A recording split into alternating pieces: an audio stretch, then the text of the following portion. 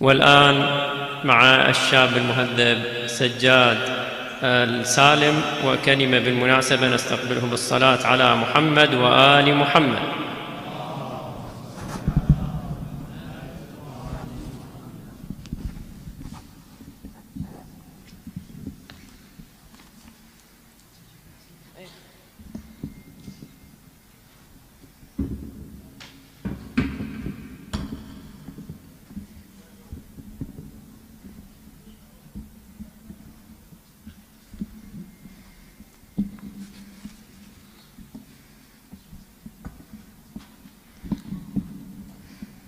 السلام عليكم أيها الحضور الكرام. Today I'll be talking about the driving force behind Hussein's revolution. It's an interesting question. What drives you? What makes you get out of bed in the morning? For some it may be money or to have fun, but for most it's probably family, friends and the relationships we make throughout our lifetimes. But none of us would say serving humanity. Yet Hussein gave up everything he had, from material comforts like his home, wealth and status in society, to things far more important like his friends and family, and ultimately his life. Hussein had a privileged position in society. He lived in Medina, a city named after his grandfather, the Prophet Muhammad, who had taken a cluster of desert-dwelling tribes constantly at war with one another and united them under the banner of Islam into a modern and more equal society. His father had been the fourth Khalifa of the Muslim Empire. He himself was known as a man of knowledge and generosity, who spent his days teaching and his nights feeding the poor and hungry. The Khalifa of the time, Yazid, was a corrupt and brutal tyrant who wanted to claim legitimacy for his illegitimate rule. When he demanded Hussein's allegiance, it would have been easy for Hussein to simply pledge his loyalty and be left alone to lead his life of worship and teaching.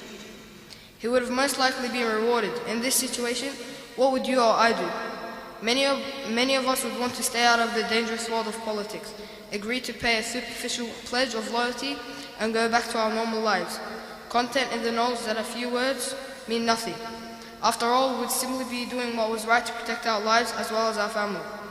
Yet Hussein refused. Even when the stark choice of allegiance or death was put to him, he did not waver from his choice, and famously proclaimed, "A man like me could never give allegiance to a man like him." This statement is crucial to the understanding the driving force behind Hussein's sacrifice and its relevance to us today. By all accounts, Hussein was a modest and humble man, so we know this statement wasn't rooted in any kind of arrogance.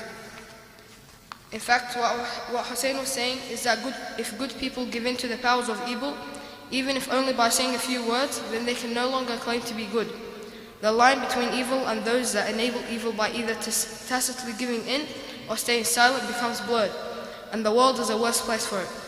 Do we not witness the extent of this today? Hussein himself said, "I did not rise for wickedness, amusement, corruption or oppression, but I rose to reform the community of my grandfather.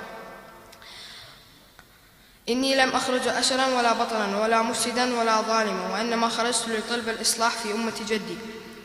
إن كربلاء مدرسة ومنهج وخط. كربلاء ليست مقبرة للنوح ولبس السواد. Karbala is a school and a curriculum. Karbala is not a cemetery for mourning and wearing black clothes.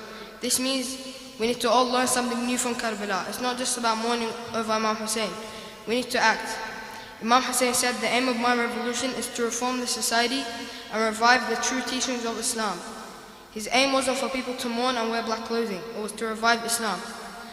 ما وصل أحد أمس يدفن حسين وطلعت الأعراب سكتة ودفنته وهسه كل الناس تبكي وتنوح ومن شمال الصين وادم زارته. يل تزور حسين اصبر لا تزور، اقرأ ليش حسين قامت ثورته، وحتى تعرف منك شرايد حسين مو تزوره وانت جاهل غايته. أفلح وصلى على محمد وآل محمد.